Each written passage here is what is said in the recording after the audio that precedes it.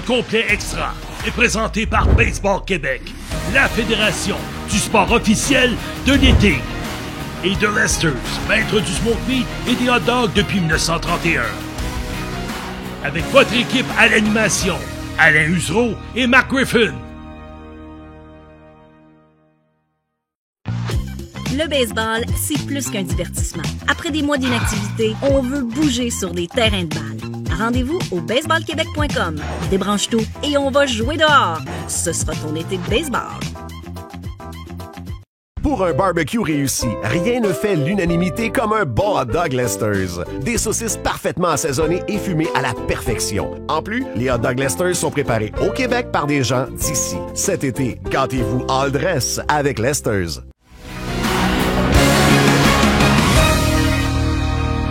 Bonjour tout le monde et bienvenue à ce compte complet extra. Aujourd'hui, nous allons jaser de ce qui s'est passé avec les expos et qu'est-ce qui pourrait se passer avec les expos. Avec nous, deux invités. Avec moi et Alain, on a deux invités. On a Jean Allard qui est avec nous. Bonjour Jean. Bonjour Marc. Et on a Michel Frison qui est avec nous. Bonjour Michel. Bonjour Marc, bonjour Alain. Alors, groupe de travail, joueurs sur les buts, c'est un groupe de travail qui a été formé pour parler de l'avenir. On sait qu'avec le documentaire des expos récemment, Alain, tu as vu le documentaire qui a tué les expos.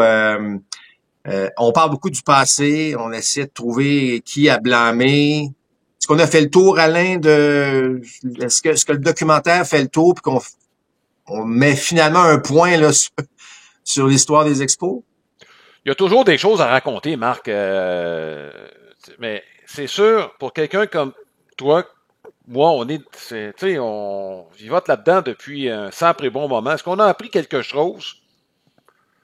Regarde, il y a des nuances qui ont été ajoutées probablement, mais c'est le retour de la nostalgie des expos, dans le fond.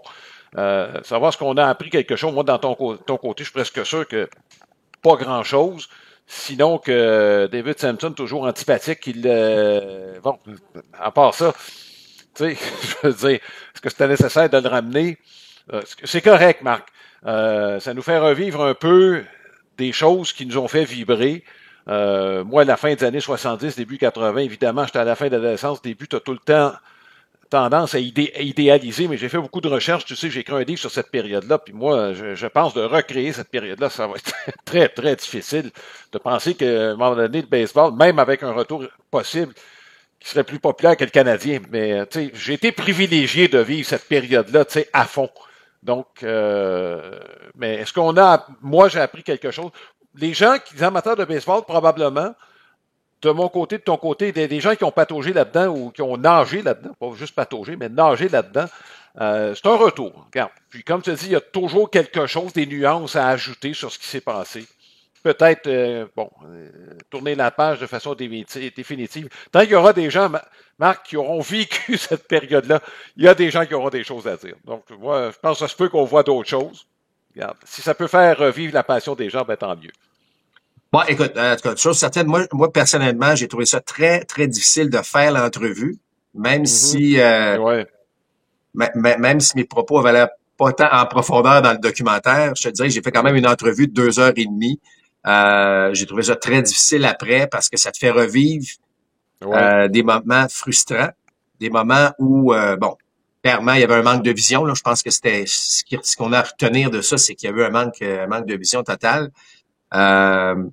Mais, tu sais, j'aurais espéré qu'on se rappelle des belles choses, parce qu'il y a plus de belles choses qu'on se rappelle quand même des expos. Là. Je veux dire, en tout cas, personnellement, moi, ça me fait aimer le baseball. Ça fait que le baseball aujourd'hui, j'en ai fait une carrière, mais c'est pas juste moi. Là. Je veux dire, ça a touché tellement de monde, alors que parfois, j'ai l'impression que, tu sais, le documentaire faisait en sorte là, qu'on touchait beaucoup de points négatifs, évidemment, parce qu'il fallait trouver des gens fautifs là-dessus. Mais ceci étant dit, faut tourner la page. C'est ça que je m'étais dit lorsque j'ai terminé l'entrevue. Il faudrait tourner la page. Et là, il y a des gens qui ont décidé non seulement de tourner la page, mais tu sais, on vit dans un monde où tout le monde nous dit arrêtez de vivre dans le passé. Faut vivre le moment présent. Et là, on est dans le moment présent et on a nos deux invités que j'ai nommés tantôt, Jean et Michel. Messieurs, vous avez décidé de partir un groupe de travail pour parler aux gens un peu, briser des mythes, essayer de faire comprendre aux gens pourquoi finalement ce serait une bonne chose d'avoir une équipe de baseball professionnelle à Montréal. Michel, je vais commencer avec toi. Le groupe s'est formé de quelle façon? On part de où, là? On est-tu dans un restaurant, sur une napkin, on jase, puis on prend des notes, puis finalement, on part la machine? Écoute, ça a commencé, j'ai commencé seul à faire de la recherche. J'écoute beaucoup de vidéos en ligne là, sur le baseball majeur pour essayer de comprendre le business. Et quand j'ai commencé à regarder les chiffres de Nashville, tout le monde parlait de Nashville. Ah, Nashville, c'est un slam dunk, ils vont avoir une équipe. Quand je regarde les chiffres, puis on voit la population de Nashville, de Raleigh puis de Charlotte comparée à Montréal, je veux dire, c'est du simple au double. Là. Fait qu'à un moment donné, je me suis dit, wow, time out, là, il y a quelque chose en arrière de ça. J'ai commencé à creuser, j'ai appelé Jean. Jean est très bien connecté dans le baseball international. Moi, je travaille en aéronautique depuis plusieurs années là, chez Bombardier, CAE. J'ai travaillé sur le C-Series de Bombardier, les Global, tous les gros programmes. Fait que des gros projets, j'en ai déjà fait. J'ai appelé Jean a appelé ses contacts. Et à un moment donné, on était au Farnborough, au salon du Farnborough avec les gens de l'aéroport de Montréal que je connais. Et Martin Massé, le VP des communications, m'a dit « Puis Michel, ton projet de baseball, qu'est-ce qui se passe? » Ben, j'ai dit « Je suis pas mal tout seul de ma gang, là.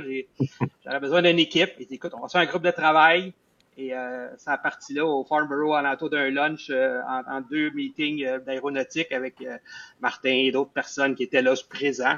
On s'est mis à parler de baseball tout d'un coup, puis de comment qu'on pourrait faire fonctionner ça, une équipe. Et c'est là que ça a commencé. Puis depuis 13 mois maintenant, écoute, on a parlé avec des gens à travers le monde. Là. Je pense qu'on a parlé de pas loin à 12 milliardaires et des groupes à travers le monde, là, du Qatar jusqu'au Québec, en Californie, aux États-Unis, New York, des banquiers, des fonds d'investissement. Et on a ramassé énormément d'informations. On a appris c'est quoi cette business-là. Je suis pas un expert, mais honnêtement, je commence à comprendre la business d'une équipe de baseball et tout ce qui tourne alentour. Et ben, c'est là qu'on est rendu. Ça fait 13 mois, puis on continue, on lâchera pas.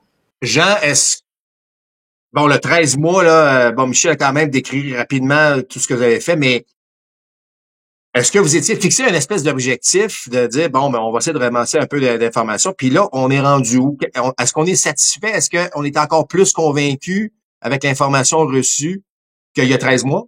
Beaucoup d'informations reçues, oui, comme tu dis, Marc, mais je pense que on doit encore travailler très, très fort pour se rendre à notre but. L'objectif, c'était bien sûr d'avoir les informations et les partenaires financiers assez solides pour pouvoir présenter un bid pour la prochaine expansion. Bon, là, il y a plein de rumeurs. Moi, M. Manfred qui dit plein de choses. Il y a plein de rumeurs aussi au niveau du baseball majeur, 2027, 2028. L'expansion serait 2031. Il n'y a rien encore de confirmé. Alors, on se donne pas nécessairement de date de fin pour nos espoirs. Mais je pense qu'avec les contacts qu'on a faits dans la dernière année, avec les informations qu'on a pu colliger, et puis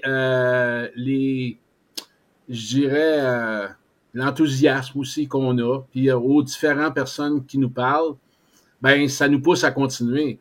Mais je pense que notre but, c'est pas nécessairement, puis je veux pas jeter de la poudre aux yeux à personne, on veut pas jeter de la poudre aux yeux à personne ce matin, on veut pas créer de faux espoirs, on est, comme tu l'as mentionné, un groupe de travail, on n'est pas un comité de candidature, on n'est pas rendu là, mais je pense qu'au niveau, puis je te remercie, toi et Alain, de nous donner cette tribune-là, parce que ça permet aussi de déconstruire certains mythes. La business du baseball en 2004, quand les Expos ont quitté, et la business du baseball en 2025 est totalement différente. Et puis c'est ça là, qu'on veut justement dans l'opinion publique ou dans l'acceptation sociale d'un retour d'une concession de baseball majeur à Montréal, ce que ça peut amener à Montréal, et c'est immense. Alors, on est là-dedans. Du point de vue du baseball majeur, puis je pense qu'on le sait depuis plusieurs années, Manfred veut internationaliser le baseball. Ça, c'est clair. On veut que le baseball soit aux Olympiques. On a vu des matchs, regarde cette année, la saison a commencé au Japon, ça a fini au Canada. Je pense. Puis, il y a plusieurs chroniqueurs de renom qui voient Montréal dans une expansion possible. Je pense à Bob Nightingale, entre autres. Il n'a pas été le seul. Ray Orsby aussi a mentionné Montréal. Et je pense qu'on aimerait ça parce que ça permettrait d'avoir, par exemple, une présence francophone au sein du baseball majeur. Par contre, là où donc, le fameux financement, est-ce que vous êtes les gens à qui vous avez parlé, au niveau local, ça semble être plus difficile. Ça va prendre des capitaux qui viennent de l'extérieur. Là. Ben, ça va prendre un groupe. Hein. Récemment, les Rays de Tampa Bay ont été vendus. Là, la transaction est en train de se faire. Et c'est des groupes. Tu sais, des Steve Cohen comme les Mets ou il y a monsieur propriétaire des Orioles, Rubenstein. Des gens comme ça qui ont plusieurs milliards, ça court pas les rues, right? Puis il faut qu'ils aiment le baseball. Je veux dire, c'est bien beau avoir 15 milliards, mais si t'aimes pas le baseball, tu te dis pourquoi j'achèterais ça, puis je vais toujours aller au stade à tous les semaines, puis si t'aimes pas le baseball, ça donne rien. Mais ce qu'il faut, on a parlé avec un banquier récemment à New York, là, il nous a dit, écoutez les gars, là, c'est très simple, là. Trouvez quelqu'un à 600 millions au Québec, puis rappelez-moi. Il dit, quand vous aurez trouvé quelqu'un à 600 millions, là, on va avoir l'attention de Major League Baseball, puis on va être capable, après ça, de bâtir un groupe alentour de tout ça. Okay? Fait que le chiffre magique, là, c'est pas 4 milliards, c'est pas 2, c'est pas 3, c'est 600 millions. À partir de là, il y a des investisseurs minoritaires qui vont lever la main et vont dire, hey, moi aussi, je vais embarquer. Puis, il y en a au Québec qui nous ont déjà dit, écoute, si vous faites de quoi, rappelez-nous, parce que le sport professionnel, c'est une catégorie d'investissement qui est très payant. Les gens qui ont mis de l'argent dans le Canadien de Montréal, là 10 ans, quand M. Molson a acheté, je ne sais plus combien d'années, là, allez leur demander aujourd'hui qu'est-ce qu'ils pensent de cet investissement-là. Ils vont tous vous dire, demain matin, on rembarque. Parce qu'ils ont fait énormément d'argent, puis c'est dans tout le sport professionnel. C'est une des catégories d'investissement à ce moment qui est la plus payante. Puis c'est pas moi qui le dis, là, c'est des chiffres. Je pense que une équipe de baseball majeur a généré dans les derniers 20 ans pas loin de 11% de retour sur investissement, quand la bourse de New York a généré à peu près 6, puis le TSX a généré 4 sur 20 ans. Donc, c'est une catégorie d'investissement qui prend beaucoup de valeur. C'est très recherché. Puis on le voit aux États-Unis, là, Salt Lake City, Portland, Nashville, Orlando, tout le monde veut une équipe. Puis il y a aussi les plateformes, la télé, là, pourquoi ils veulent avoir parce que ça génère des retours, ça va chercher des clientèles très intéressantes pour la télé aussi, puis tous les abonnements, là, Amazon, Apple, pourquoi ils s'intéressent à ça? Parce que ils voient le potentiel là, de générer des retours. Donc, puis on voit le succès des Jays, là, Sportsnet et les Jays qui ont fait, c'est magique, là, je veux dire. Il y a de l'argent à faire. C'est une bonne business. Puis c'est cet angle-là qu'il faut prendre, c'est une business. Après ça, comment on la finance? Ben ça, c'est une autre étape. Bon, vous avez parlé de déconstruire des mythes. Qu'est-ce que ça veut dire? Parce que on sait que les années des expos, il y a des années difficiles. Tout le monde disait ça vaut pas cher, ça vaut pas si peu. C'est quoi déconstruire des mythes, Jean? Ben, il y en a plusieurs. Il y a une catégorie de gens qui disent jamais le baseball va revenir à Montréal. Bon, celle qu'on entend le plus souvent, c'est la faiblesse du dollar canadien. Ben, aujourd'hui, dans la business du baseball, chaque équipe reçoit un montant X du baseball majeur en retour, que ce soit pour les droits régionaux ou même là, les droits de télé là, qui sont nationaux et un partage de revenus de toutes les équipes de plusieurs millions de dollars en US. Bon, selon les équipes, là, on a essayé de faire un calcul qui est pas nécessairement là, bien défini, mais pour une équipe de mid-market comme la nôtre, comme Montréal, là, ça pourrait aller là, entre 150 et 200 millions de dollars. Recevoir du baseball majeur. Le 1er janvier, tu rouvres la Switch, puis tu reçois 200 millions de dollars du baseball majeur en US. Alors, c'est plus vrai que les revenus d'une équipe à Montréal seraient seulement en dollars canadiens. Et en contrepartie, ben, les salaires qu'on aurait à payer aux gens qui travaillent dans l'organisation ici seraient en canadien. Donc, ce point-là là, est vraiment à discuter. Puis comme Michel l'a dit, on n'est pas des financiers, mais je pense que juste de dire ça, qu'on reçoit, mettons, entre 150 et 200 millions de dollars avec le partage de revenus et, bon, la fameuse taxe, là, mais avec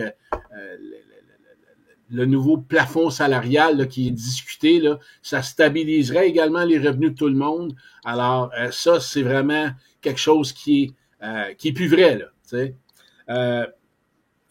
Dans l'autre, un autre là, des mythes, si je peux dire, là, les gens disent qu'avec le prix des billets, les salaires payés aux joueurs dans le temps des expos, là, avant 2004, c'est sûr que la majorité des revenus provenaient des billets vendus. Alors qu'aujourd'hui, en moyenne, au baseball, dans les autres sports, là, il y a différents pourcentages, mais au baseball, ça représente, les salaires payés en US représentent seulement 31% des revenus totaux des équipes. Alors, c'est plus vrai que le walk-in, comme on disait là, dans le temps, où la vente de billets, c'est la source majeure de revenus. On parle de 50% des revenus de télé, puis on parle de 20%, un peu plus de 20% là, des commandites et des revenus locaux en tant que tels. Alors, c'est 70% qui vient ailleurs de la vente de billets. T'sais. Alors, comme on le disait aussi avec Michel hors des ondes, si un mardi soir, on a 15 000 personnes, c'est sûr qu'avec un nouveau stade, par exemple, à long terme de 37 000 personnes, puis c'est sûr qu'un nouveau stade, il y a l'attrait, on est plein pour 1 an ou 2. Mais si un mardi soir, il y a 15 000 personnes, faut pas non plus alarmer, faut pas s'alarmer de ça. C'est sûr que les gens ont en tête les dernières années où il y avait 5 000 personnes dans le stade. Mais ces 10 dernières années-là qui ont fait très mal aux expos, je pense qu'on est au-delà de ça. On est ailleurs là, dans le baseball majeur. Bon, il y a eu des statistiques qui ont été sorties, là, puis Alain, peut-être que tu peux nous aider là-dessus. Les gens disaient que le baseball est un sport pour les personnes âgées. La moyenne des fans de baseball est passée de 51 ans à 46 ans dans les dernières années. Les revenus de billets, la présence de la nouvelle génération là, des 20-30 ans augmente en flèche dans les stades. Je sais pas si Alain, tu as des chiffres exactement à nous donner, là. Mais alors ça, c'est pas vrai non plus que la nouvelle génération, puis Marc, tu le sais très bien, Baseball Québec fait un excellent travail sur la promotion du baseball au Québec. La nouvelle génération de joueurs augmente en flèche à toutes les années. Les parents de ces jeunes-là sont les derniers à avoir vu les expos il y a 20 ans. Maintenant, amènent les jeunes garçons et les jeunes filles également à jouer au baseball, à aimer le baseball. Puis on s'en cache pas. Ce qui vient d'arriver aux Blue Jays, là, tous les gens qui ont regardé la série mondiale et qui ont encouragé les Blue Jays, comme je l'avais mentionné là, sur un petit post, là, on peut encourager les Blue Jays avec une casquette des Expos. Mais tout ça, tout ce qui s'est passé là, imaginez si ça peut revenir à Montréal, comment Montréal va être fébrile. Oui, écoute, dans les chiffres que tu as mentionnés, je les ai pas comme tels. Le baseball majeur a fait des efforts pour dynamiser le baseball. Je pense que la principale mesure, c'était le cadran. On a éliminé beaucoup de temps mort avec ça. Quant au reste, les revenus, regarde, on a eu le tableau du pourcentage de revenus qui est alloué au salaire. On l'a vu pendant les séries éliminatoires, puis les équipes qui ont le moins de revenus, on est autour de 300 millions de dollars là, au total. Puis tu regardes les équipes qui sont dans le fond, c'est des équipes, je dis pas qu'on fait exprès, je te dis juste qu'on fait pas plus d'efforts qu'il faut parce qu'on fait beaucoup d'argent. Je pense aux Rays. Dans le cas, les Aces, c'est un cas assez particulier. Il n'y a pas beaucoup de monde qui veulent s'associer aux White Sox de Chicago de ce temps-là. Donc, ce sont des équipes qui croulent au bas fond, mais les White Sox, ça prendrait pas grand-chose là, pour relever ces revenus-là à 400 millions là, dans un gros marché. Donc, effectivement, puis au niveau familial, là où le baseball majeur a de l'ouvrage à faire, par contre, puis on en est très conscient dans le baseball majeur, c'est que, écoute, si tu veux sortir ta famille, là, faut que puis même dans votre document, vous le dites, oui, c'est moins cher que d'autres sports, mais ça demeure quand même dans les 3 chiffres. Tu sais, dans les 2 chiffres, c'est pas donné d'emmener sa famille dans un match de baseball. Là. Ça l'était dans les années 80. Le commissaire en est conscient. Va falloir ramener les familles dans les stades de baseball. T'as raison, Alain. Un des chiffres qu'on a eu de 2022, encore une fois, c'est il y a 3 ans, on n'est peut-être pas actualisé, là, mais on parle d'un match de baseball avec 4 billets et tout ce que ça comporte, là, hot dog, et breuvage et stationnement. On parle de 205 $, alors que pour la LNH, c'est 580 $. C'est 3 fois moins cher. Alors, mais quand même, c'est pas donné quand même pour une famille, là. C'est vrai. Non, c'est sûr, mais regarde, je vais au coin de la rue ici, manger deux poutines, 2 hot dogs, puis je sors de là, ça me coûte 50. Là. Je pense qu'il faut à un moment donné, faut comprendre aussi, puis je suis d'accord, Alain, c'est beaucoup d'argent, 200 $. Ben. Mais tu sais, aller au Centre Bell, là, moi, je ne vais plus, là, parce que j'ai un bon salaire, mais j'ai pas les moyens. C'est des soirées qui coûtent 300-400, là. Mm-hmm. Je veux dire, non, puis est-ce que c'est pas un peu, tu sais, bon, je sais que le billet de saison reste quand même son importance, mais je regarde ce que Michel Laplante a fait avec les capitales de Québec. Là, évidemment, c'est à différentes échelles, je comprends, là. Mais est-ce qu'on viserait pas justement de voir chaque famille venir une fois ou deux dans l'été? Si une bonne partie de la population se dit ça, on n'aura jamais de problème d'assistance, évidemment, à ce niveau-là. Moi, personnellement, je chargerais 5 $ par enfant toute la saison. Si tu viens seul, là, tu prends l'autobus un mercredi soir, tu vas aller au baseball, tu prends l'autobus, tu as 14 ans, tu arrives avec ta sandwich, 5 $, tu t'assois dans certaines sections, puis c'est là qu'on va bâtir le marché. Puis je pense que le commissaire, il y a même des gens qui disent que ça devrait être gratuit pour les enfants en bas de 5 ans ou en bas de 17 ans. Puis je pense que faut développer la clientèle. Moi, je me souviens, j'ai des amis, ils prenaient l'autobus d'Antique, là, ils allaient au stade, ils allaient seuls, ils payaient 1 $.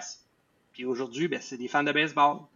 Et pour attirer les jeunes, là, c'est pas compliqué. Puis, j'en ai déjà parlé à Marc. Faut que la fin de semaine, le samedi, que le match commence plus tôt. Pas compliqué. Là, on a perdu une génération de jeunes qui ont jamais vu la fin d'un match de série mondiale. Là, ça fait quoi depuis les années 90? Ça commence à 20 h là. Puis on le sait, là, le cadran fait en sorte que les matchs ont raccourci, mais je peux te dire, des matchs de série mondiale où on revenait à l'hôtel avant minuit, là, j'en ai pas fait beaucoup, moi. Juste rajouter aussi au niveau des chiffres, au niveau des familles, Marc. On a fait un petit sondage sur Facebook, les gens qui l'ont vu passer, là. On a eu plus de 3000 répondants à notre sondage. C'est un sondage fait maison, là. C'est pas d'une maison réputée de sondage, là. C'est la maison Jean et Michel, là. Mais 88% des 3000 répondants étaient positifs au retour du baseball à Montréal, même au stade olympique. 75% sont ouverts à un retour au stade olympique, dont 19% pour quelques années. Le temps c'est la fameuse question de l'œuf et la poule. Où est-ce qu'on va jouer? Ben, avec le milliard que le gouvernement a décidé de mettre dans la rénovation du stade olympique, avec nos impôts, est-ce qu'on peut justement profiter de ce nouveau stade 2.0, je vais dire, rénové, pour ramener le baseball et justement, après ça, construire le stade? La fameuse question de l'œuf ou la poule. Est-ce qu'on construit un stade pour avoir une équipe ou on a une équipe et on construit un stade? Ben, poser la question, c'est y répondre. T'sais? Et puis, pour répondre un petit peu à Alain, là, au niveau des billets, 24% des gens sondés seraient ouverts à des mini-billets de saison de 10 matchs, 24% de 10 à 20 matchs, 9% pour un billet de saison complet, et 20% viendraient à 10 fois et plus là, par année, et 10% viendrait à 5 matchs par année. Je pense que aussi un point que vous avez touché au niveau de l'internationalisation du baseball, ce qui est intéressant, Montréal, on serait la seule opportunité pour le baseball majeur à toucher à la francophonie. On a un chiffre au niveau de la francophonie. 2030, il y aura 500 millions de francophones à travers le monde. Avec les nouvelles plateformes de streaming Internet, je dis pas qu'on va rejoindre les 500 millions, mais une infime partie de ça, abonnés au streaming de, par exemple, je vais lancer le expo.tv. On parle de, par exemple, 250 000 sur 500 millions, qui est 0,05%, là. Mais ça va ramener 40 millions à $1 par match, à 162 $ pour l'inscription, $1 par match, 250 000 inscrits, c'est 40 millions de droits de diffusion dans les poches de la nouvelle équipe à Montréal. Ouais, c'est sûr que tout ça fait drôlement réfléchir. On va s'arrêter un instant, messieurs. On va se faire une petite pause parce que nous autres ici, il faut payer ça, cette balado-là. Puis on va revenir dans quelques instants. Le baseball, c'est plus qu'un divertissement. Après des mois d'inactivité, on veut bouger sur des terrains de balle. Rendez-vous au baseballquebec.com. Débranche tout et on va jouer dehors. Ce sera ton été de baseball.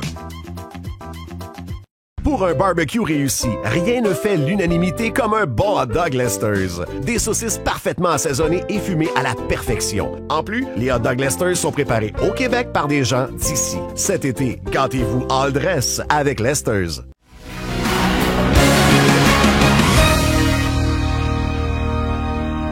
Messieurs, ce que les Blue Jays ont fait au cours des dernières semaines, en se rendant en Série mondiale, la popularité du baseball, on a l'impression qu'on voyait des signes de dollars partout à Toronto. C'était incroyable. D'ailleurs, Toronto, c'est un gros marché du baseball majeur. C'est la 5e plus haute masse salariale. On a généré des revenus.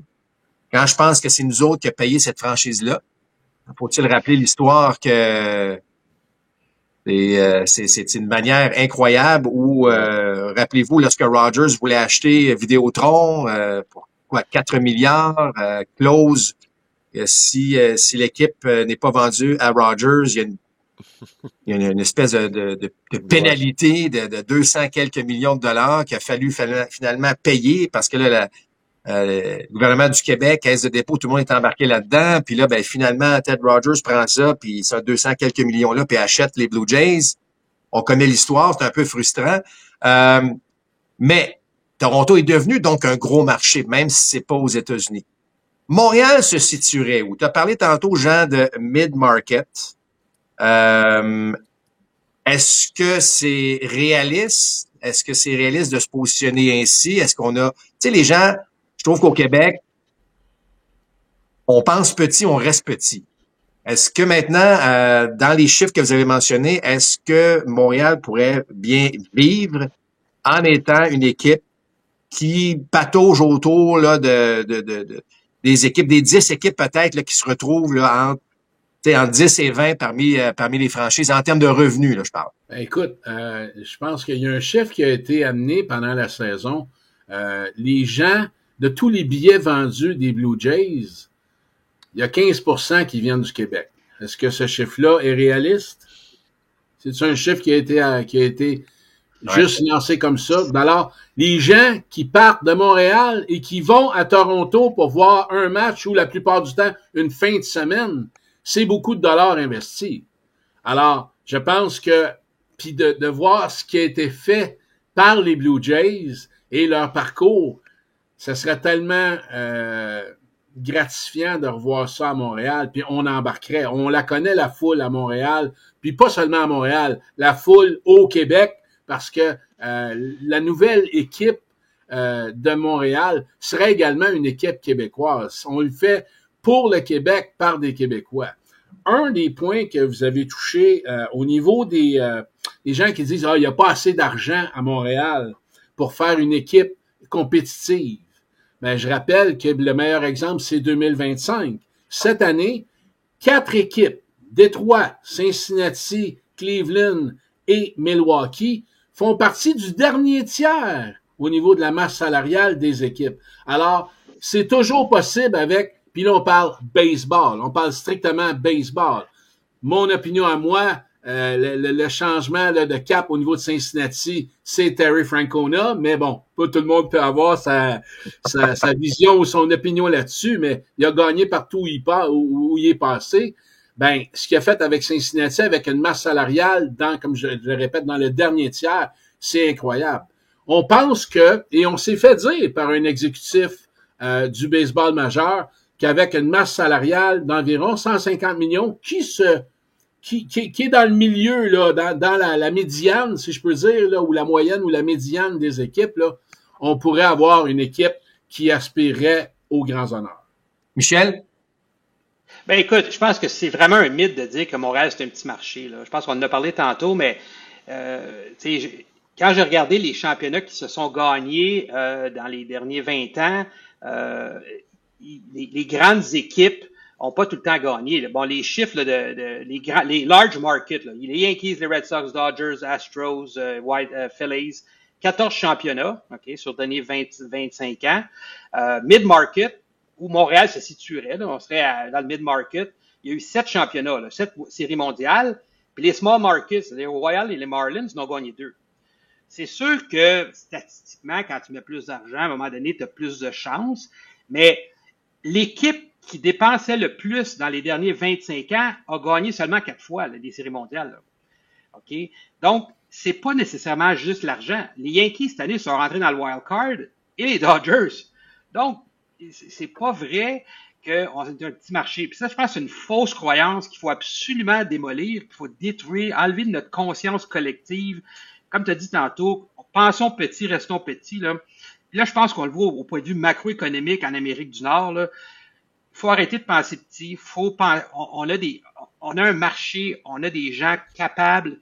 Jean l'a dit, là, les exécutifs de baseball ici qui ont été formés au Québec, là, des Antopoulos et les autres, là, on pourrait avoir une masse critique de gens et avoir une équipe mid-market qui serait très rentable. Marc, t'es le premier à pouvoir peut-être le constater ou vraiment là, le confirmer. Depuis 50 ans, hein, depuis les expos, depuis 69, maintenant, avec toutes les connaissances que les Québécois ont acquis dans le baseball, le Québec sait faire. On a plusieurs Québécois qui sont dans les sphères des équipes du baseball majeur et puis sans faire de maraudage, là, mais pour avoir eu une discussion avec certains d'entre eux, les gens reviendraient à Montréal en courant. Écoute, si tu veux aller plus loin, t'es pas obligé de regarder juste le baseball. Puis je donne juste l'exemple de Julien Brisebois qui s'est fait les dents, lui, avec, je sais pas si vous êtes au courant, mais c'est avec les Indiens de Cleveland qui a commencé sa carrière comme au 2e étage. Tu sais, fait que, regarde, les Québécois là, qui gravitent dans les hautes sphères là, des équipes professionnelles en Amérique du Nord, là, il y en a. Tu peux aller fouiller à Québec si tu veux. Tu sais, c'est un exemple d'organisation pour. Regarde, c'est pas le savoir-faire qui manque. Moi, je suis convaincu de ça. Puis on parlait de la Fédération québécoise. Marc fait partie de ce groupe-là qui a fait un travail absolument admirable au cours des 20 dernières années depuis le départ des expos pour revitaliser le baseball avec un succès peut-être même au-delà de leurs propres attentes. Là. Ben oui. Puis, tu sais, juste quand je regarde l'écran ici, j'en vois 2 ici, gens qui connaissent le baseball. Là. Je veux dire, vous n'avez rien à envier à n'importe qui. Moi, j'écoute des matchs d'autres équipes, là, puis j'écoute les commentaires. Je vous écoute aussi sur RDS. Je veux dire, vous êtes 2 personnes qui pourraient travailler dans une équipe de baseball majeure puis apporter de la valeur. Là. Je veux dire, j'ai parlé à Marc depuis le début. Marc nous a aidé au début avec le projet. On a discuté de certaines choses. Et je pense qu'il y a de l'expertise. Puis Montréal, ouais. Puis il y a un autre mythe aussi, c'est que le baseball, oui, c'est peut-être un investissement de 4 milliards, mais tu sais, des transactions là, dans le monde des affaires au Canada, en Amérique du Nord, de 4 milliards. Maintenant, j'ai parlé avec un investisseur, il me dit, Michel, il dit, tu sais, c'est pas une grosse, oui, c'est gros, mais c'est pas la fin du monde. Là. C'est pas comme 50 milliards. Là. On n'est pas en train de oui, c'est beaucoup d'argent, mais ça se finance. Ça se trouve de l'argent. Et quand tu as un bon projet avec des gens de talent, ça fonctionne. Moi, j'ai travaillé sur ces séries de Bombardier. Là. Bon, on se battait contre Boeing, là, puis Airbus. Puis quand j'appelais des fournisseurs, puis ils me disaient, ouais, Michel, vous allez vraiment concurrencer Boeing puis Airbus. Je dis, ben oui, venez-vous-en. Le lundi, on commence. Là, on a besoin de fournisseurs. Venez-vous-en. OK, on arrive. Puis aujourd'hui, il y a des avions tous les jours qui sortent de Mirabel, là, qui sont livrés partout en Amérique. Mais ça n'a pas été facile. Il n'y a rien de facile. Mais si on fait rien, puis on fait juste bitcher sur les réseaux sociaux, écouter des reportages sur Netflix, puis dire « Ah, ouais, mais là, on n'arrête plus, on aurait dû, on peut pas, on est pauvre. » À un moment donné, faut sortir de ça là, collectivement. Moi, en tout cas, je me demande une chose. Je ne sais pas si on aura la réponse un jour, mais je me demande si Charles Bronfman n'a pas regretté de vendre son équipe à l'époque. Je sais que Charles a vu la flambée des salaires arriver, mais est-ce qu'il avait anticipé que les revenus allaient exploser aussi? Il a acheté les expos pour 10 millions en 69. Ça vaudrait combien aujourd'hui? 2,5 milliards. Là, je veux dire, c'est incroyable comme investissement. Là. Ça a quintuplé. Là. Je veux dire, ça a passé de 256 millions à 2,6 milliards et ça continue, là, cette tendance-là, parce que c'est un monopole. Puis c'est drôle que tu parles de ça parce qu'on était là, moi puis Jean, à la première du film là, qui a tué les expos. Là, et j'ai parlé avec M. Rothenberg. J'ai eu une discussion avec avant le film. Puis il m'a fait une confidence, il m'a dit, écoute, il dit, moi, à un moment donné, je suis arrivé d'un meeting, là, et j'ai sorti un article de Forbes qui faisait une prédiction sur la croissance des valeurs des propriétés sportives, comment que c'était pour augmenter significativement. Oui, les salaires et les dépenses vont monter, mais la croissance est incroyable. Tous les actionnaires, sauf lui, ont regardé ça et ont tous dit, bah, non, ça ne nous intéresse pas, merci, bonsoir. Fait que M. Rothenberg le savait, il l'a lu, il l'a présenté aux actionnaires. Malheureusement, ils n'ont pas été patients parce qu'aujourd'hui, ça vaudrait 2,2 milliards. Les Nordiques vaudraient probablement 1,2. Collectivement, au Québec, là, on a perdu 3 milliards probablement de revenus de taxation de salaire, de revenus de taxes d'amusement, de création de valeur économique. On a perdu 3 milliards. Là. Je veux dire, c'est pas rien. Là. On a perdu les Nordiques pour 75 millions puis les Expos pour 120. Là. Je veux dire, à un moment donné, Alain m'a déjà rappelé, Alain, qu'en 1998, si quelqu'un a 300 millions, c'est beaucoup d'argent, là, mais si quelqu'un a 300 millions en 98, tu peux acheter les Expos puis le Canadien. Ben oui. Puis aujourd'hui, ça vaudrait combien, là? Alors, ce que je veux dire, c'est que on parlait de manque de vision. Jean, tu veux ajouter quelque chose là-dessus? Ben oui, ben, tu sais, là, on parle d'une situation il y a 20 ans. Les multimillionnaires d'il y a 20 ans sont rendus milliardaires aujourd'hui, on ne se le cache pas, là. Il y en a beaucoup de milliardaires au Québec. Mais il faut avoir une volonté, politique, et deux, de ces milliardaires-là, de réinvestir dans la société. C'est un investissement aussi sociétal. Des milliards de dollars, c'est de l'argent, mais c'est aussi une façon au niveau de la valorisation des équipes qui va être payant à long terme. C'est pas, j'en conviens, c'est pas de la brique et du mortier, c'est pas de l'immobilier, mais c'est dans la valorisation des équipes. Le sport professionnel, une concession de sport professionnel, c'est l'investissement le plus payant aujourd'hui. Et pour revenir un petit peu à ce que vous avez dit d'entrée de jeu, là, au niveau du documentaire Netflix, je pense que tout le monde peut avoir son côté, sa version en tant que telle avec les informations qu'ils ont eues, ce qu'ils ont vécu, puis mais tout ça reste que, puis je l'ai mentionné là, après le visionnement là, au cinéma du musée, ils ont donné le micro au public et c'est ce que j'ai mentionné. J'ai dit, est-ce qu'on va rester encore dans la nostalgie pendant 20 ans? C'est ça qu'on fait là, on rebrasse le passé, on est dans la nostalgie. Moi aussi, j'ai versé quelques larmes quand j'ai vu Vlad, puis quand j'ai vu bon, ben Marc, tu m'as fait pleurer aussi, mais tu sais, mais ce que j'ai posé comme question aux gens dans la salle puis au panel qui était en avant, c'est OK, qui a tué les Expos? On a la version, mais c'est quoi la suite? What's next? Qu'est-ce qu'on fait avec ça? Est-ce qu'on reste dans le passé puis on fait juste ressasser les souvenirs ou on va de l'avant et on bâtit un projet rassembleur pour les Québécois, par les Québécois? Et puis un projet qui va toutes les communautés ethniques au Québec, là, Montréal a changé puis il continue de changer. Ces gens-là, il faut les intégrer. Il n'y a rien comme le sport. Je ne sais pas si vous vous souvenez du film de Nelson Mandela. Nelson Mandela, quand il est sorti de prison, il est devenu président. Il s'est mis à regarder une équipe de rugby qui s'appelait les Springboks. Il a dit ça va être notre équipe. Puis on va prendre pour les Springboks, puis on va en faire notre équipe nationale. C'était tous des Blancs.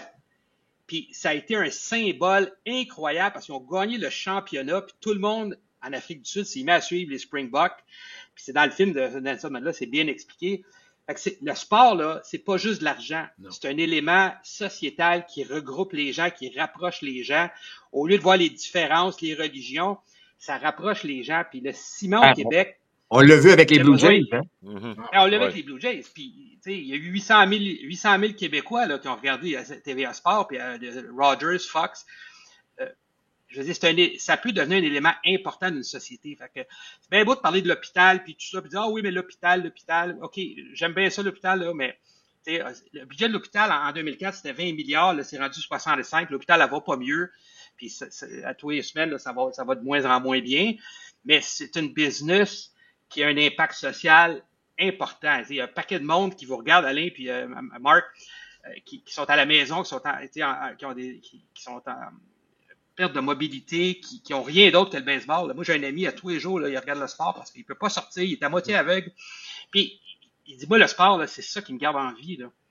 Fait que ça a un élément sociétal important. Là. Donc, faut Ouais, pas... ben moi, je suis tout à fait d'accord. Je sais qu'on parle toujours de finances, puis que ça va coûter cher, puis ça va coûter combien, puis c'est les salaires. Mais c'est vrai qu'il faut parfois, tu sais, montrer à quel point c'est rassembleur. Tu sais, on a parlé des Blue Jays, mais tu sais, je veux dire, on n'a pas parlé ben de politique là, au cours des 2 dernières semaines. Tout le monde était autour de sa télévision ou peu importe pour regarder ce qui se passait. C'est l'exemple parfait de voir à quel point ça peut amener beaucoup d'énergie aussi à une société. Par contre, là, il y a une convention collective qui se termine en 2026. J'imagine que ça peut être un point très important parce que la prochaine convention collective du baseball majeur, des joueurs et du baseball, pourrait influencer effectivement s'il y aura expansion ou non. Parce que là, on va rentrer dans les fameuses dates que tu as mentionnées tantôt, Jean. Alain, quelle importance tu mets à cette convention collective-là là, qui s'en vient? Ouais. Écoute, c'est clair que les propriétaires sont en train de préparer le terrain pour 2027. Il y a eu trop de commentaires, Marc, tu les as lus aussi et tu les as entendus. Ça va être un tournant important, moi j'ai l'impression, dans ce qui va suivre. Tu sais, présentement, toutes les équipes font déjà beaucoup d'argent. Il y a des équipes, disons-le, qui pourraient dépenser pas mal plus dans leur masse salariale. Ça, c'est clair. Maintenant, ce que ça va prendre, inévitablement, ça va être un plancher. Il y a des équipes là, qui vont être dans l'obligation là, de dépenser pour avoir des équipes compétitives. Moi, j'irais jusqu'à, ça fait longtemps que je le prône, moi, j'irais plus loin que ça. Un partage des revenus supplémentaires, absolument. Obligation de dépenser. Puis l'autre chose aussi, le système de repêchage, présentement, récompense les pas bons. Tu finis dernier, ben on te récompense avec le premier choix.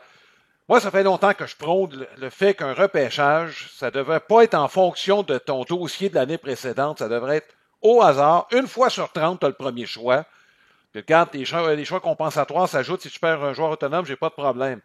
Mais de récompenser la médiocrité, surtout sur le long terme, je sais qu'au baseball, maintenant, tu finis dernier 2-3 années. Regarde, comme je sais qu'il y a des limites là, qu'on est au baseball. Mais quand même, moi, en tout cas, ce serait un frein à la médiocrité en ce qui me concerne.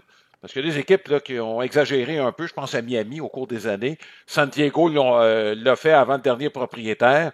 Même qu'on se vantait à un moment donné qu'on n'aurait personne dans les estrades, qu'on ferait de l'argent quand même. Pittsburgh en est un autre exemple. Donc, moi, j'irais jusque-là, mais c'est sûr que moi, je pense que 2027 va être un tournant. Puis, ça pourrait faire mal. Ça pourrait faire mal aux amateurs.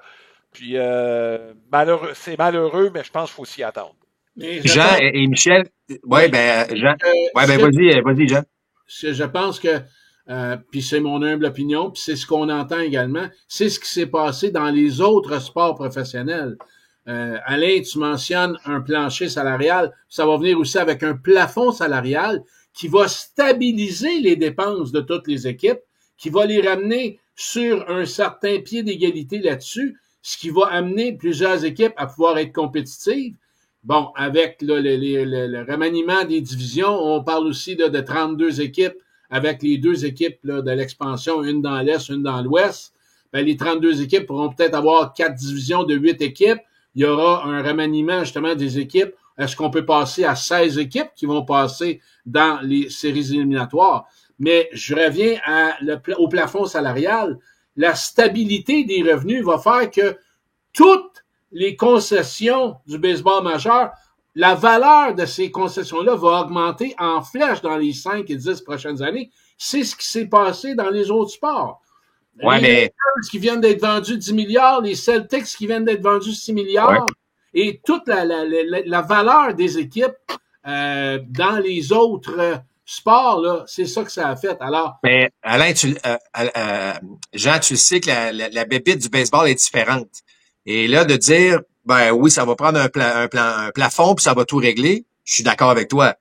Mais là, il faut que tu l'introduises, ce plafond-là. Puis moi, tu sais, il y a une influence dans le baseball majeur. Fait qu'il y en a.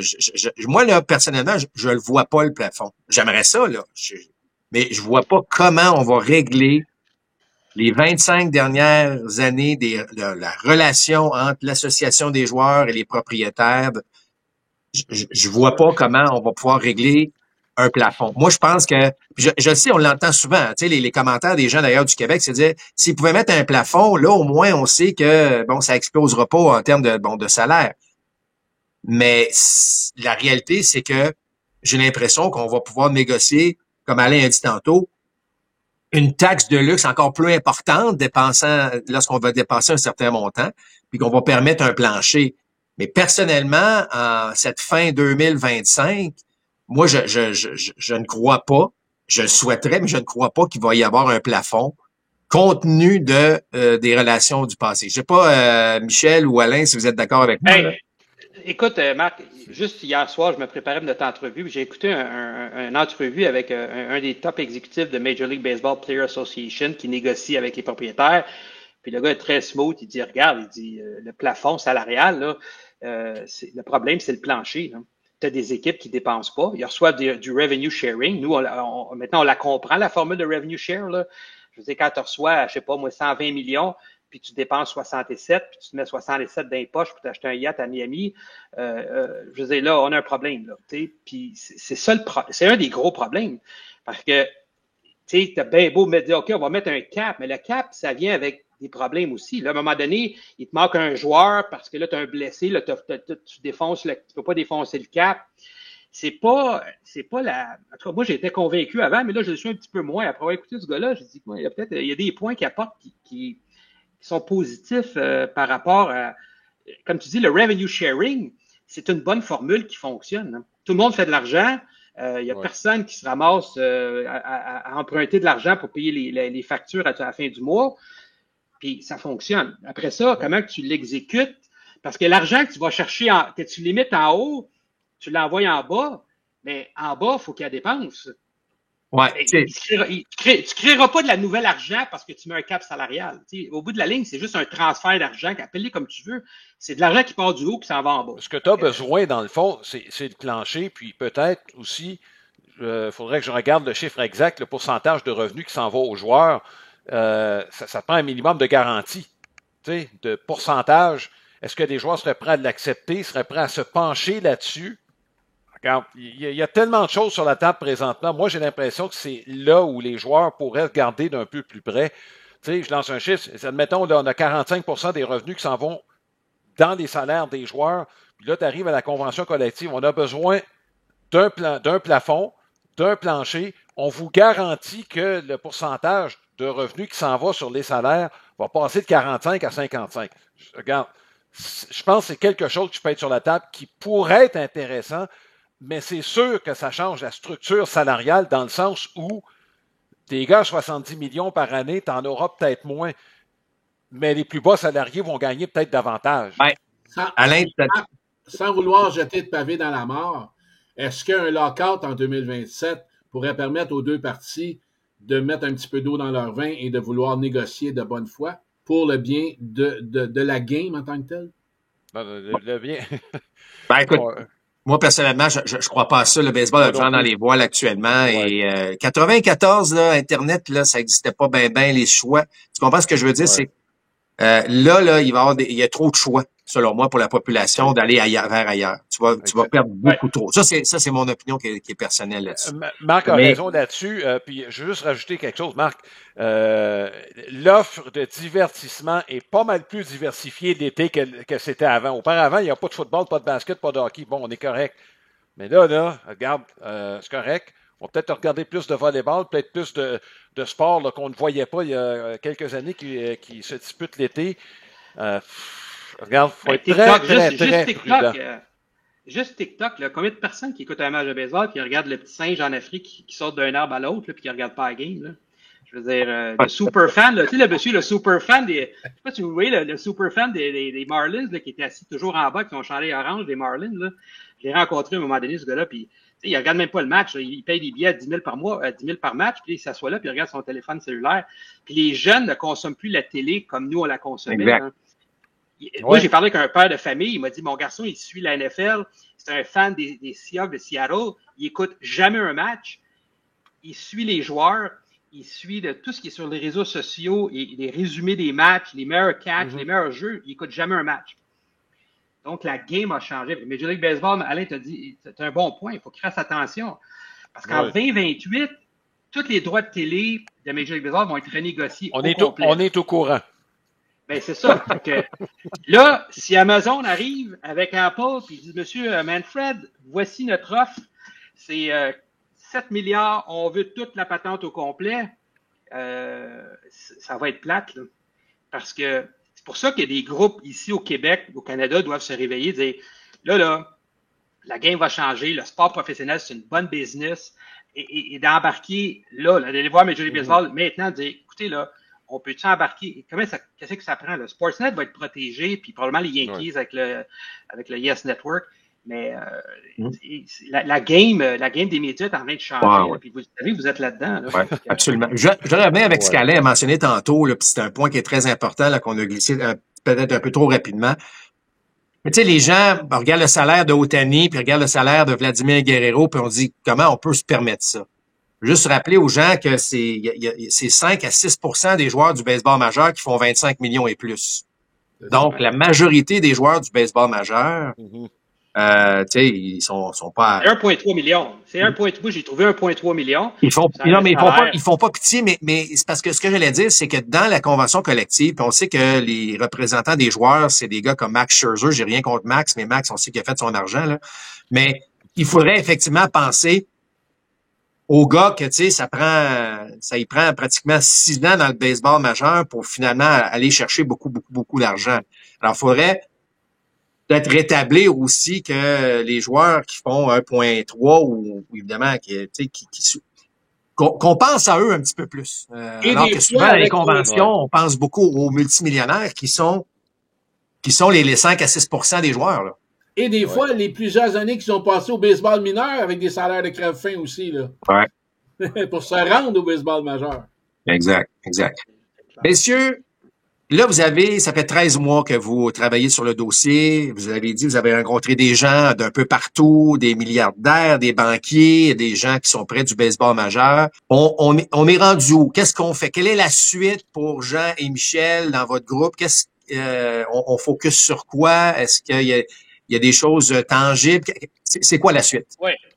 Écoute, Marc, c'est sûr qu'à un moment donné, il y a des ups and downs. Là. Quand tu fais un projet, il y a des journées, là, j'appelle Jean, puis là, on parle avec un exécutif de baseball, un ancien general manager. Puis là, on est tout excités. On a parlé avec un tel, puis là, on est comme des petits gars dans un magasin de bonbons parce qu'on a parlé avec un VP, un ancien general manager qui a gagné la Série mondiale. Bon, à tous les semaines, on lance des lignes. Là, c'est sûr que il faut continuer, faut continuer, mais je pense qu'il faut aussi rebâtir le marché de Montréal. Là, le stade olympique va être prêt en 2028. Moi, le stade olympique, c'est pas mon stade préféré, mais sauf qu'avec un nouveau toit, avec plus de luminosité, et si M. Dumontier et son équipe sont capables de configurer quelque chose de baseball qui serait intéressant, je pense qu'on a une opportunité incroyable de rebâtir le marché. Okay? Comment qu'on rebâtit le marché? Ben, des matchs pré-saison des Blue Jays, peut-être des matchs des Marlins de saison régulière, parce qu'on s'est fait dire qu'ils pourraient peut-être jouer 3-4 matchs par année ou pendant 5 ans à l'extérieur. Peut-être un festival de baseball au mois de juin. Créer un festival de baseball qui prendrait sa place avec la Formule 1, le festival de jazz et le tennis. Créer un festival de baseball où on amènerait des équipes de Ligue majeure. Le Banana Baseball, on leur a parlé. On a parlé avec le fondateur de Banana Baseball, là, qui est un succès incroyable aux États-Unis.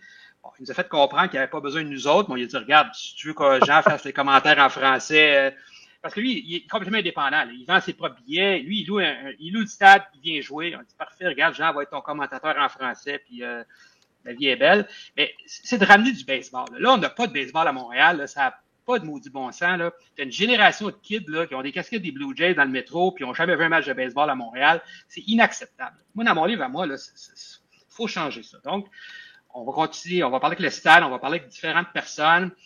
On regarde aussi peut-être le World Baseball Classic, Major League Baseball. Bon, je pense qu'ils ont reconnu le fait qu'à un moment donné, il faut qu'ils sortent des marchés anglo-saxons, là. Montréal est une ville qui est énormément appréciée dans le baseball majeur, là. Moi, j'ai rencontré Dusty Baker l'année passée au camp d'entraînement des Washington Nationals. Là. Il m'a parlé de Montréal pendant 15 minutes, le sourire fendu jusqu'aux oreilles. Il dit, moi, je comprends pas que vous n'avez pas d'équipe, etc., etc. C'était la ville préférée. Il y a des exécutifs de Major League Baseball qui nous ont dit, Montréal, c'est une de nos villes préférées. Quand on allait là, tout le monde aime Montréal. Mais là, à un moment donné, il faut amener des événements. Fait que moi puis Jean, on va peut-être refocuser un peu. On va continuer à lancer des lignes avec des high net worth individuals et des compagnies, mais on va aller chercher peut-être des événements, aider le stade olympique avec nos contacts, puis voir comment on peut s'organiser, puis ramener des événements, puis de rebâtir le marché. À un moment donné, Major League Baseball m'ont dit, écoute, si ces gars-là sont capables de mettre 35 000 personnes dans les matchs pré-saison au stade, il y a peut-être quelque chose. Là. Et pourquoi pas avoir, Michel, pourquoi pas avoir un groupe de la World Baseball Classic en 2029?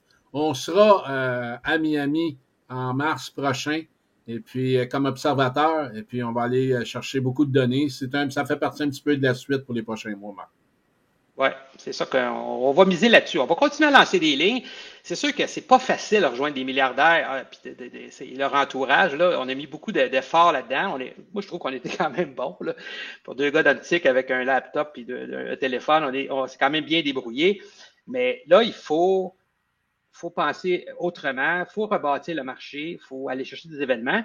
Puis à travers ça, ben, s'il y a des gens au Québec qui lèvent la main et disent, hey, les gars, on trouve ça intéressant, ben let's go. Est-ce que vous pensez, là, puis on va terminer là-dessus, mais est-ce que vous pensez que, là, je sais qu'il y a des gens qui travaillent fort aussi pour avoir des équipes de la Ligue Frontier, par exemple, dans la grande région de Montréal. Tu sais, est-ce que le succès des capitales, le succès de cette ligue-là ne fait pas de doute?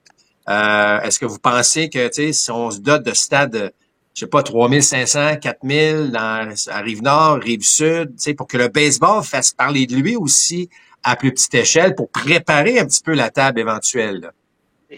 Le baseball, là, sous toutes ses formes, c'est important. Ça fait partie de notre histoire. C'est 129 ans d'histoire au Québec, le baseball majeur, le baseball professionnel. Les Royaux, les Expos, puis même avant ça, les gens, il y avait des compagnies, il y avait des équipes.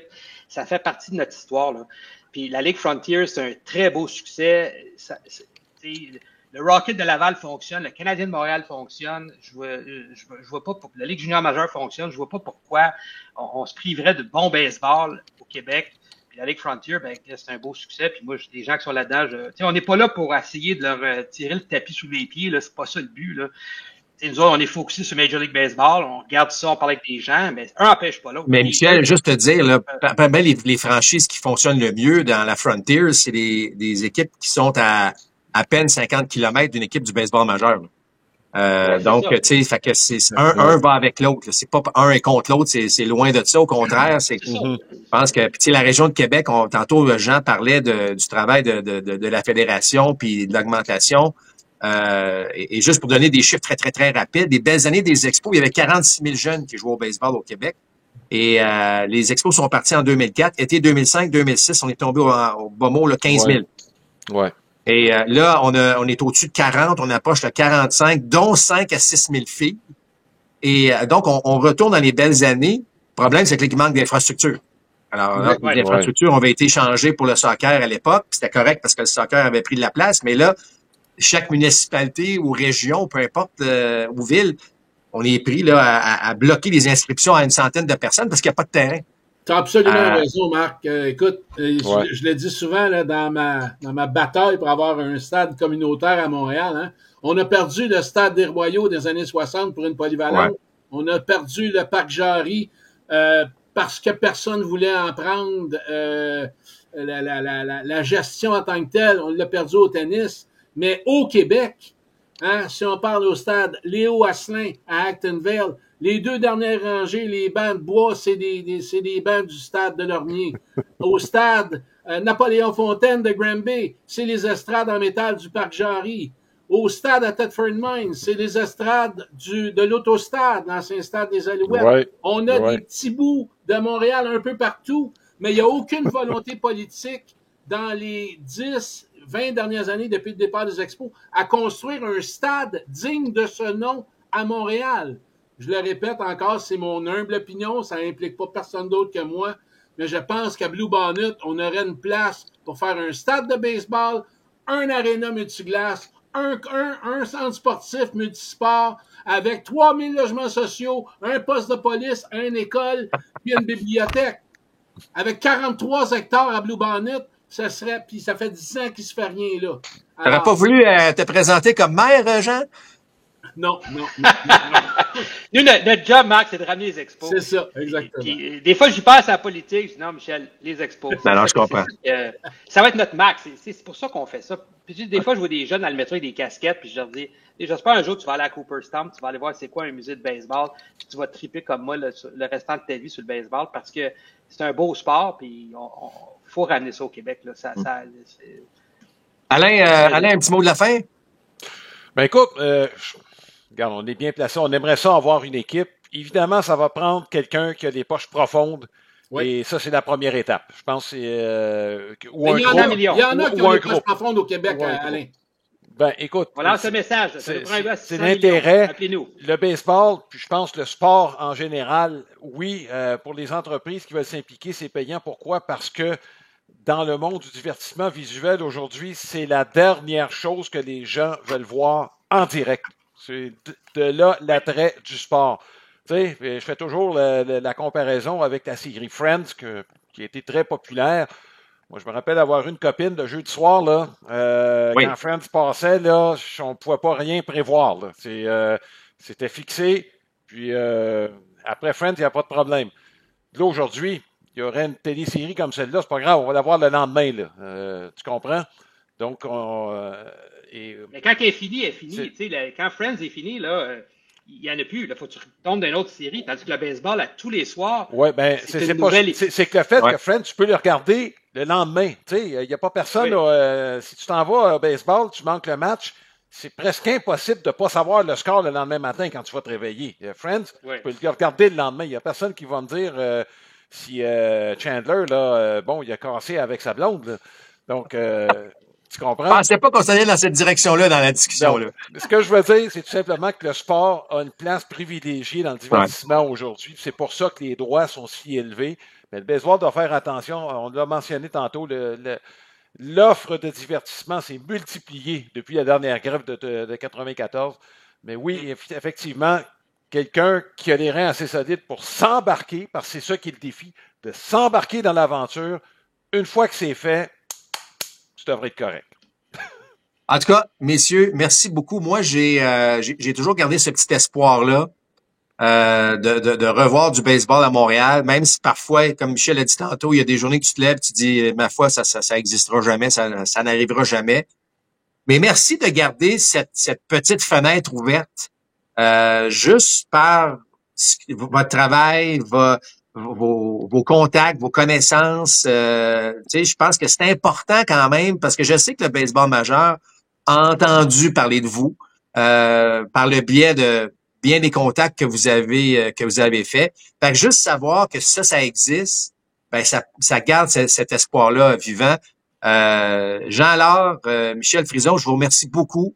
Jean, tu veux dire un dernier mot de la fin? Un dernier commentaire. Il y a un ami qui m'a déjà dit avant chaque présence au bâton, puis c'est ça le message d'espoir, it's time to shine.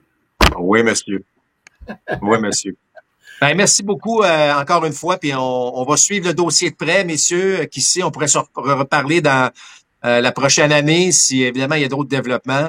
Mais merci de votre temps. Merci Alain. Merci à Martin Villeneuve, notre réalisateur. Et encore une fois, j'espère que les gens ont apprécié. C'est un compte complet extra. On vous donne rendez-vous à un prochain compte complet régulier. Merci tout le monde.